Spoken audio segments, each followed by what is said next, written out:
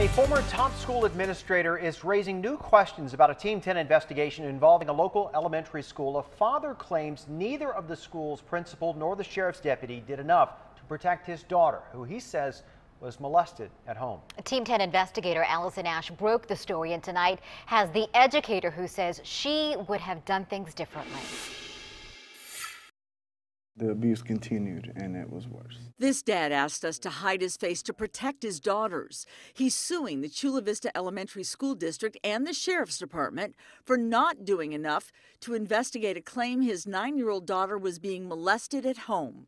The principal at Sunnyside Elementary called in a sheriff's deputy and the girl's mom.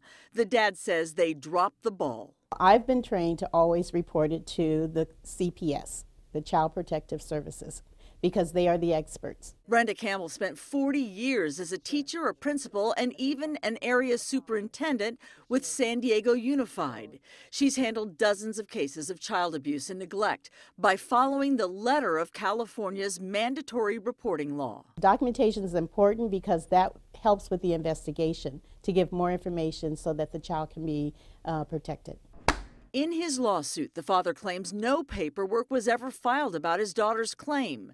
The school district says it did its duty by calling in the deputy.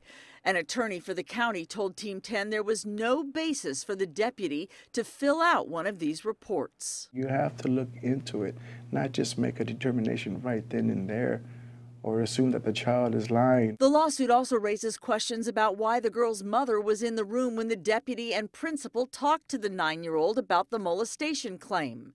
Campbell said that's not the procedure that she would have used. I definitely would have called CPS first because I want CPS to be a part of the conversation with the mother, because I'm not aware and I can't definitely prove whether the mother is aware or not. 18 months later, the father says he learned from a second daughter that she too had been molested.